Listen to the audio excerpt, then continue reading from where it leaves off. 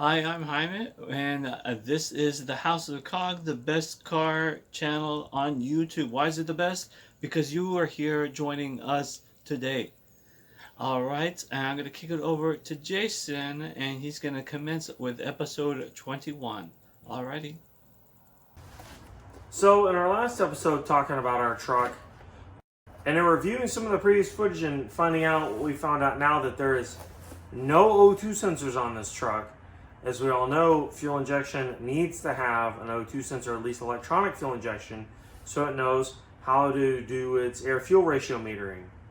Well, I'm guessing, as in the video that you saw with me driving the truck and it backfiring pretty violently, that, probably that's why, along with the fact that I do know it's got some vacuum leaks and I've been addressing those as I've been finding them. But the O2 sensor bung, what are we going to do about that? There's no place to put it. Well, after doing some research and evaluation, I decided to go with this Hooker BlackHeart clamp-on O2 sensor bung. Now, what's nice about this is you don't have to weld it. Where I'm at right now, the garage where the truck is, and as you can see, our Phoebe is, I don't have any place to hook up a 220 welder. The dryer inlet or dryer plug in the house, it's too far away for anything I got, and I can't get the truck in the garage. So I was doing some research, and the clamp-on sensor bungs from Hooker have extremely high reviews and lots of good overviews and people saying how good and reliable they are. So it was only like $35 from Jegs. As we know, and I like Summit because they're close, but I wish we had Jegs close by because I love Jegs. But I called my guy Roger, and we looked it up and asked him his thoughts on it, and he said he's had 2 customers put them on, and they said nothing but great things about them. So I was like, well, that's the only little additional confirmation that I needed to feel more comfortable about my decision. So I've got a pilot hole drilled. I got some stepper bits because from what I'm reading, you have to go to 3/4 inch or a little under that. And my drill bits only go up to 1/2 inch. So I got the stepper bit, and I'm going to set it up, and we're going to go from there. But here's the exhaust gasket that you put under the bung, and you put the clamps on top of it. I'll show you guys what it's going to look like. So here's the heavy-duty T-clamps, like commonly used on turbos.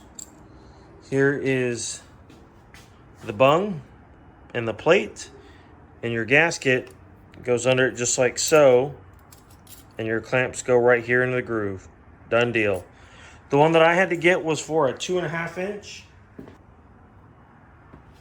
So the one that I had to get after measuring my pipe was the 2.5 inch. Now I believe they have 2.25, 2.5, and 3 inch versions of these. Some of an angle. Okay, so now you can see I got my 3/4 inch hole drilled here for the sensor bung. Now, normally you would want to take and, on anything, when you put like a head gasket on a car or valve cover gasket, you got to make sure the surface is clean. As you can see under here, this ain't clean. So I'm going to get my flathead or my gasket scraper, and we're going to take some more of this dirt off before I put that on there.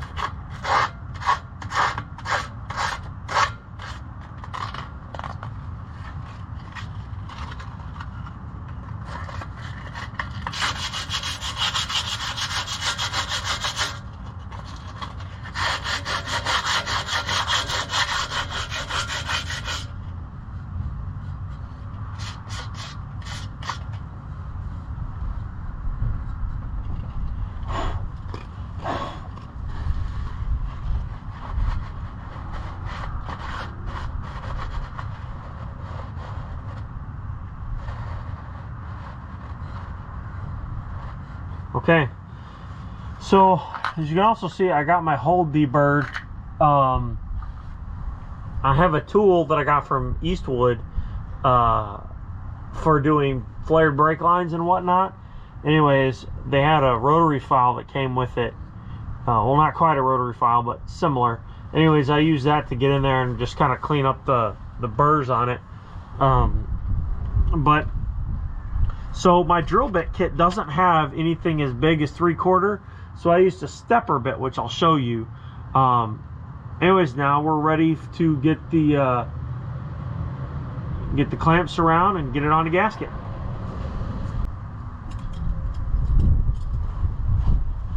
Okay, so normally I would like to take and put the clamp up higher on the pipe and slide it down so you don't have to distort it, but due to the size of the clamp, thankfully, and the fact that you could take this side off without having to, you know, distort the clamp a whole lot, it's easy to just do it this way.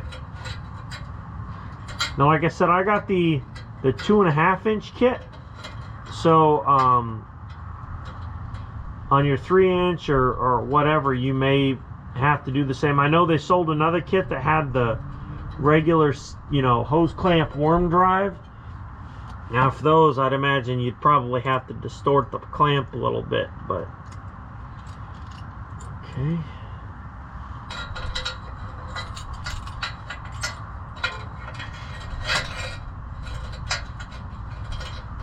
And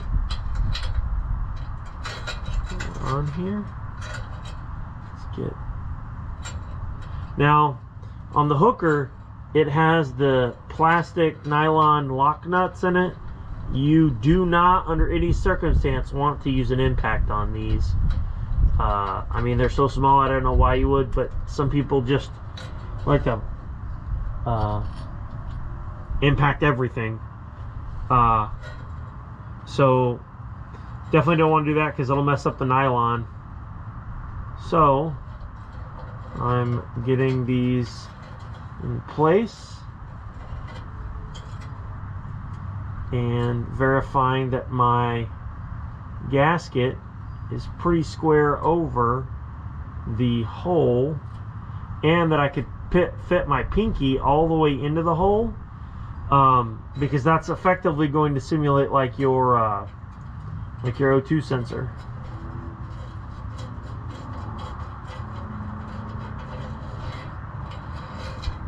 There we go.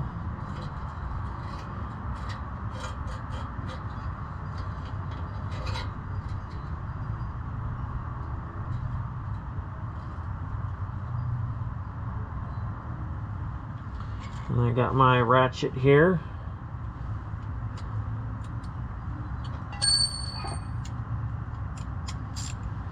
I'll start tightening it down just a little bit.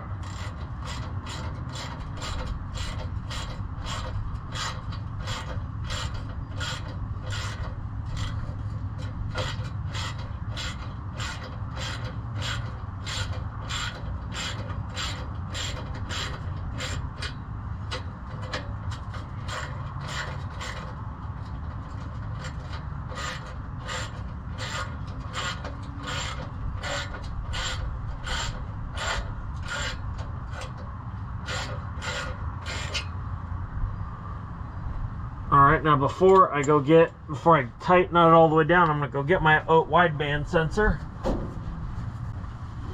Actually, I take that back. I didn't get my wideband sensor. So, I found the O2 sensor, like I said earlier, that we were looking for in the truck. I'm going to use that just to fit it in there. Yeah. It fits in there squarely. So, yeah, we're going to tighten it up.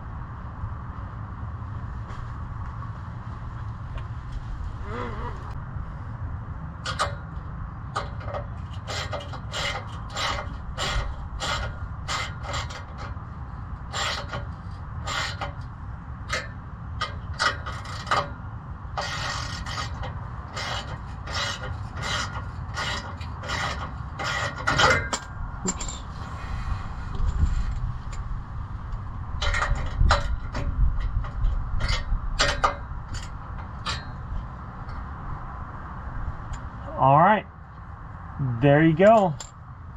We're all the way on there, and yeah, we're good to put our O2 sensor in there and get it going. So one thing I didn't have footage of was me backing those nuts off and putting some anti-seize on there. In the instructions it says to do that, and I thought I had footage of me doing that, but that's the last step that you have to do before you like final torque them and whatnot, is make sure you have anti-seize on those threads. Otherwise, they said that you can damage them somehow. I'm not exactly sure, but that's just what the instructions said to do. So make sure you do that. Alright, and that'll do it for this episode of the House of Kog, episode 21. And here we'd like to wish you kapala on your projects and in life too as well. Alrighty, so I'll see you on the next and wishing you the best.